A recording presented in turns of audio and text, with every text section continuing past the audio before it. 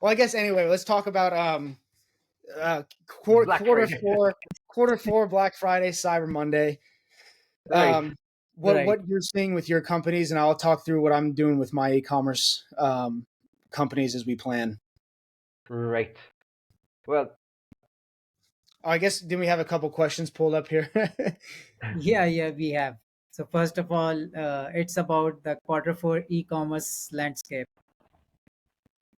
Yep. So, well, I So guess like so.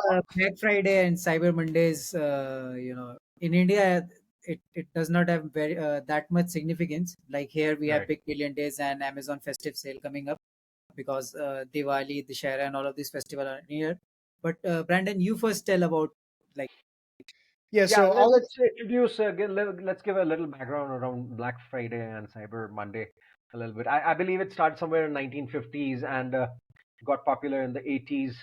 I think it happens during the Thanksgiving day, right? Yep. Yeah. So Right, I believe Thanksgiving is like typically on like a Thursday, and it's on the Friday right after, right, and right. then it's Black Friday, and then you have the weekend, and then Cyber Monday. Mhm. And what I've been seeing kind of in the market, I would say probably in the past few years, at least I've been in digital marketing, is people starting their sales significantly earlier. Before it used to be just on Black Friday, there was deals. Then it started to be Black Friday, the week of Black Friday. Now you're seeing people run Black Friday sales like a week or two in advance. right. And They so I they are guess also promoting like last year we were working with a fashion brand in USA, so they were also promoting it as pre Black Friday sale, early yeah, some bird people offer even Black do Friday. Black Friday in summer or something. They'll be doing it. Typically, it's probably the best sale and best deals of the year, and Mhm. I've seen it be very successful over the past few years, and so that's why I'd love to kind of break down my plan on what I'm doing with one of my e-commerce brands because well, we've been lucky. We have a lot of variants and a lot of color options, which really does help us when it comes to changing seasons and different sales and times of the year. Because what's very interesting is you have end of summer, and then in September, October, I have like kind of Halloween, and then coming in November, you're starting Black Friday early. It's Cyber Monday, and then right into December for holiday season. And so there's a few ways I'm looking at it as far as the digital marketing side of you. And so running an end of summer sale, that would be kind of like the last sale, and then releasing a new product variant beginning in October.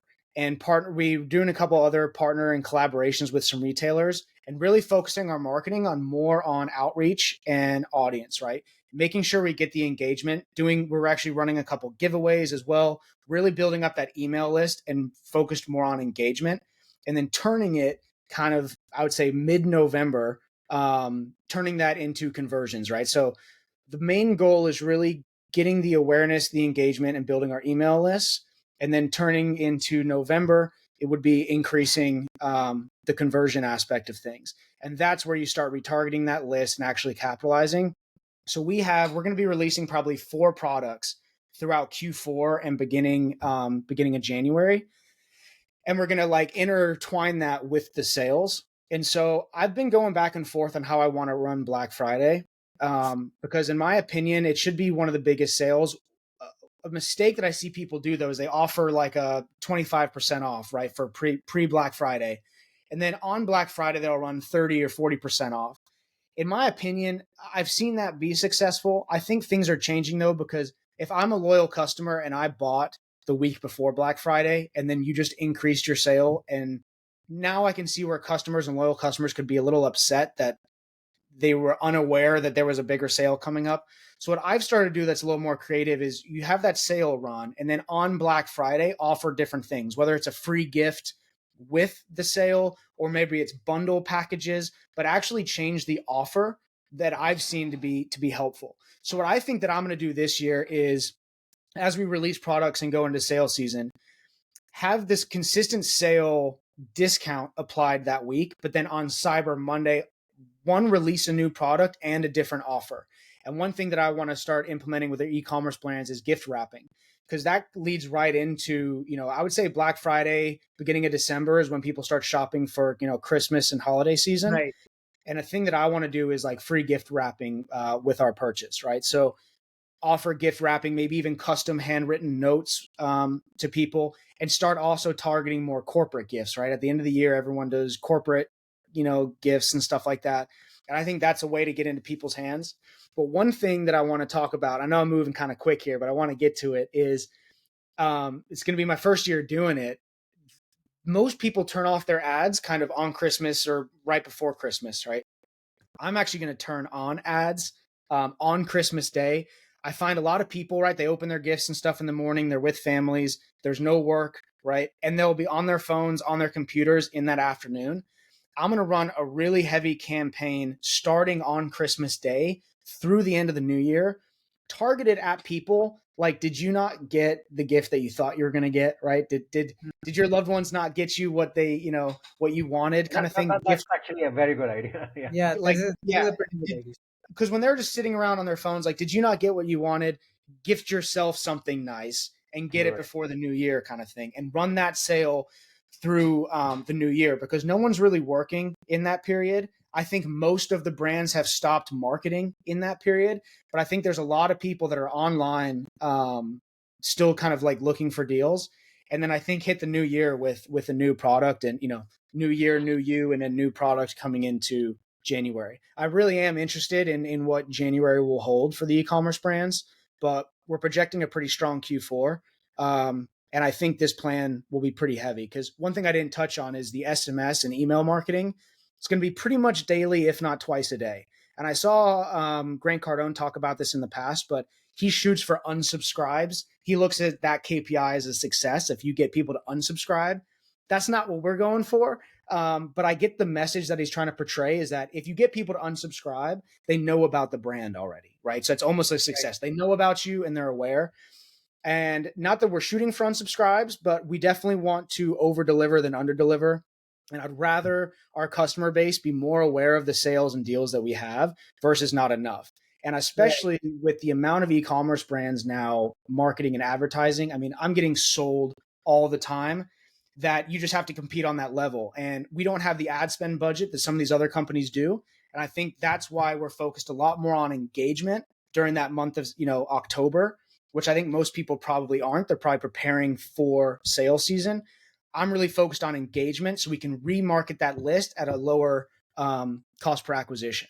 Where most people, if you think of all these e-commerce brands that are going to be turning up their ad spend in November, December, it's going to be tough to compete with them. And so I want to have these customers already warmed up and in our ecosystem, and so that we can retarget with a lower cost per acquisition in November, December. That's kind of like our plan. That is actually a brilliant idea. Yeah, that is perfect. And even for our Indian market right now, as Big Billion Days and festive season is going on, we can apply it here as well. Yeah. Because And considering that people spend so much time on their phone, I mean, it's a form of relaxing now. So if it's my day off, it's a holiday. After I spend time with my family, I mean, rest of the time I'm looking at my phone. So exactly. And I think psychology these days. similar thing we can do, and also like promoting gamification these days. Yep. Like Gamification, yes. Yeah, let's talk about gamification a little bit. Yeah. Yeah, why not? Yeah. So How like we can use talk it, about the recent e-commerce brand we applied gamification on.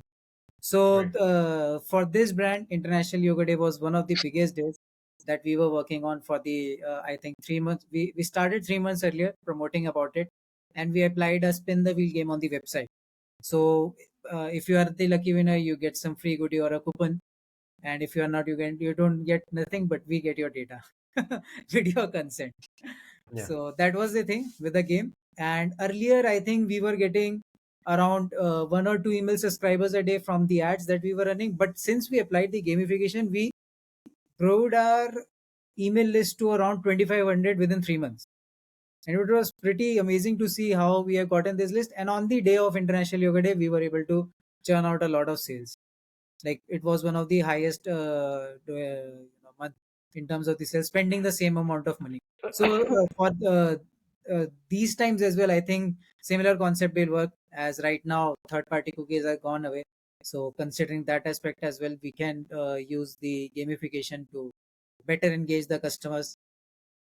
And I think it's really interesting. And one thing I want to add is obviously, if you guys are unaware, but Crop School and the Rose Group Marketing are partners. And so if Yes. people are interested in having a more detailed marketing plan or need someone to execute their ads, please reach out to the Rose Group Marketing or Crop School. We'll be happy to help, because every industry is different. And where I wouldn't say I've been blessed, I mean, I've had to navigate it, but we have a lot of color variance, which makes the seasonal transitions very easy and a lot of ways to highlight products. Where if someone doesn't have a lot of color variance, right, it's hard to transition from summer to fall, and that's where marketing can be creative with the copy. Um, and so it's just very interesting. And that's why if someone feels stuck, I can definitely relate and understand. And if you need someone to help draft a business plan or marketing idea, please reach out to us, because it's also what we love to do. I think it's very interesting. And Yeah. it comes from testing. But that's why I'm actually like very passionate and excited about testing this sale that starts on Christmas Day. I haven't Right. heard of anyone doing that. I'm sure there's companies that have, but I haven't really Yeah. heard of anyone. And this is the first time I've kind of thought about it. And I think it could convert very well, especially because I want to maximize what we can do in December so we can reinvest into inventory to hold us through the beginning of the new year and deduct it from taxes. So there's a whole strategic plan I have kind of around managing inventory. And I do think that'll be the last big push at the end of the year to kind of get everything out. And I think, Brandon, what you said will work really well, because one more thing for marketers who are watching this video is during the festive seasons and all the busy days, everyone is running ads. So the cost per customer acquisition goes very high on these platforms. Last time I remember on Facebook, during the last Cyber Monday and Black Friday sale. So if we were getting, I think our ads were getting, let's say $1.5 we are spending to get in front of 1,000 customers. So during the sale time, I think it was $5 to $6 to just reach out to 1,000 customers. Yeah, even So I it was was coming pretty to the same crazy. point. We could save a lot on the CAC, on the customer acquisition Yeah, cost. Yes, And because there's ways too, because like I've seen people with e-commerce brands where they'll you know I think they're in their own mind. They don't know who they're competing with, and some of these businesses have huge ad spend budgets, and it's really hard to compete there. And that's where being right. creative matters, right? And so that's why reaching out to a digital marketing agency can really help, because you need to be focused on your product and growing the business, and let us handle the marketing. Because there's Exactly. ways to where if you don't have the competitive ad budget to compete with these other companies, um, being creative is important, and running. That's why we're doing giveaways and a lot of these kind of gamification aspects of things. And getting people to engage with the brand early is really important. So you can retarget them for less. You know. Totally. And another aspect is when these sales come into the picture, customer has already made up their mind that they want to go for this. So like they start to see the brand 2 to 3 weeks earlier and just wait for the right time and the right price to buy it. Yep. So And when so we another thing target, I do really quick is pulling into those. Remember, I mentioned of if you have the sale, instead of just increasing the sale, um, being creative with your offer as well, whether it's bundles, offering a free gift, buy one, get one free. There's different ways to kind of push and promote your products and brand without just offering a discount. I think there's some companies that I've seen that I've followed and that I've actually liked their products. They really discount the quality of their products when they start offering 60, 70, 80% off. It's just a little too much. Where if yeah, it would be buy one, get one free, it's a little more appealing. And so that's where I think some people need to be creative, because I've just seen it even in the past probably 2 or 3 years. The competitiveness and innovation from e-commerce brands is incredible, and it's something yeah, that obviously we learn from. But as a new business owner, luckily I have some experience to see and navigate. But if I was starting off right now, I think I would definitely need a little help, and it's just not what it used to be. Even the social media outreach back in the day used to be right. awesome. It's just not the same Now anymore. you just get banned. Exactly. I mean, You it's reach out to important to five have. people and you, I kind of look at social media as almost like a brand resume or like a menu. right, It's a way to look at a brand, see if they're active and engaging with their community, but I don't think it's a big form of sales anymore. right. Um, Even the way to advertise now, right, is I still like to create.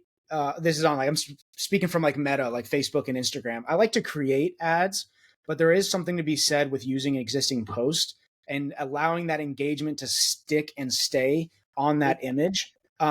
So when people do come look at your brand, you can hold that reputation.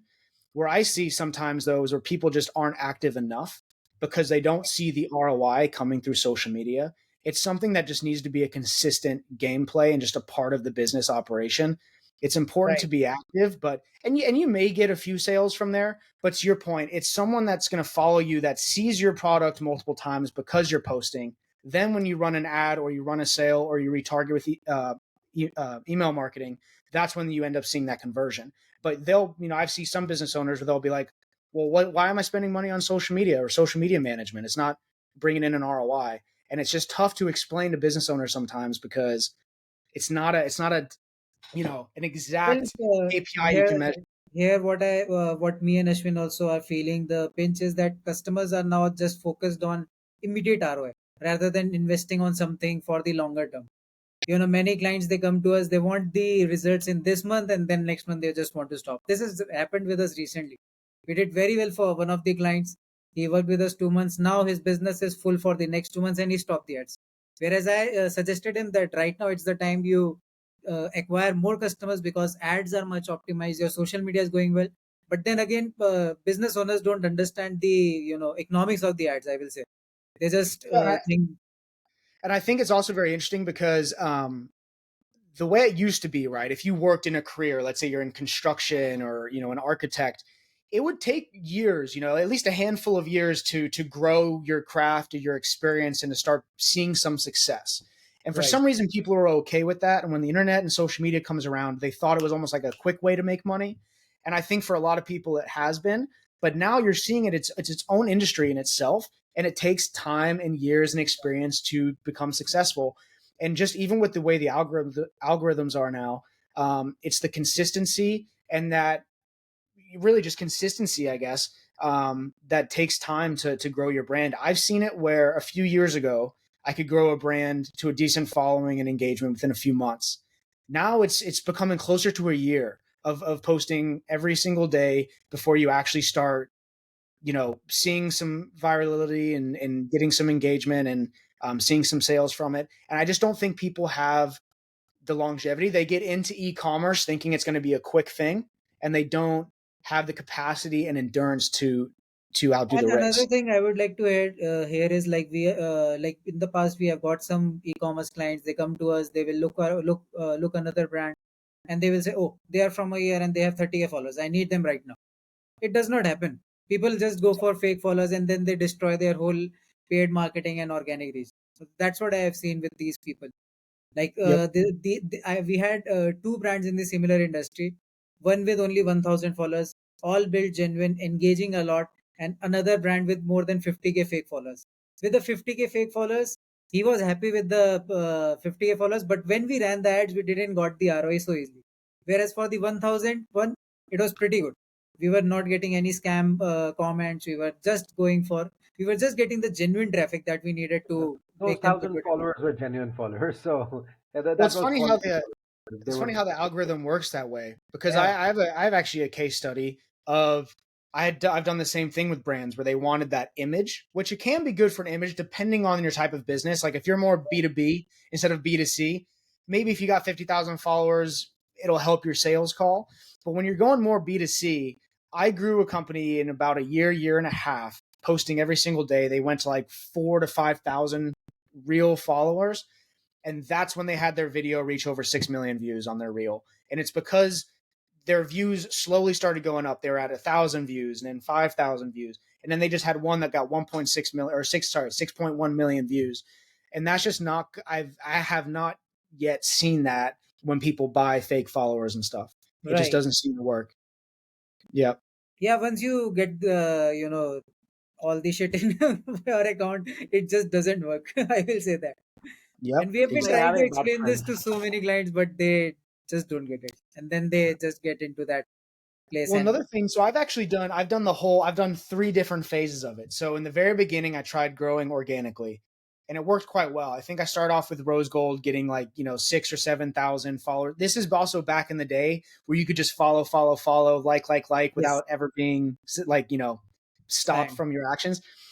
So that worked really well. Then it came to a phase where people did have a lot of followers, were buying a lot of followers, and it was more about the image, if you remember that. And so I tried that route as well. And again, engagement was awful. And what I also saw too is it messes up your analytics. So Yes. now the third phase, third time's the charm, I'm learning that growing organically is the best way. And you can actually have real data. I can see the age groups when people are online. When you buy fake followers, it's going to tell you that, 50,000 people came from, India. And it's just like, you're not even marketing there. Right. So, Right. in my opinion, having the real data allows you to make better decisions, even just on the basis of your business without being so focused on social media. Right. And then there's also that phase of content. It was like organic content worked really well. Then it was like professional content did really well. And now we're kind of back to the organic user generated content that seems to be performing really well. It's easier, it's cheaper, it's better. But again, some people are so obsessed with the social media image, it's That going to is be detrimental in the right. long run. We can't do anything. But for the brands, if you are planning to do some promotion I think the throughout people who are Cyber more Monday, interested with the social media image are the ones who are not interested in business, and the people who are right, interested in business, they hardly give any two hoots about the social media image. I Yep, mean, it builds exactly. organically for them. Well, I've kind of gone this other position now of I really like being behind the scenes. Um, Right. Less people know about what you're up to. You're able to make better moves and use connections without exposing your hand. Some people that just put too much online, their every move. And I think now with everything being, broadcasted to the world, I actually think silence or privacy is a privilege. And I don't know. That's a stand that I've started to take, and I feel like I've been able to control my businesses better from the back seat, instead of putting my face out there. I'm able to kind of dictate things. And another thing too is people take failure pretty difficult, and it's tough when you put your name and your face out there. We're the business, and then it doesn't work. Now Yeah. you kind of feel like everyone looks at you like a failure, when in all reality, it makes you feel much better and much more wholesome. When you can work on different things, you can learn and you can grow. And at the same time, when you're successful, you don't need to put that in other people's faces, right? But also when you fail, you don't want other people to put that on you. And so I've just found it kept my energy a lot better, and I've been growing my companies better, being more behind the scenes and focused more on business and not the image. right. Right. I agree with that. Mm-hmm. So I think Yeah, we have covered all the aspects. covered a lot. We have covered a lot. Actually, Yeah, this episode is +1 value of I what think we initially planned.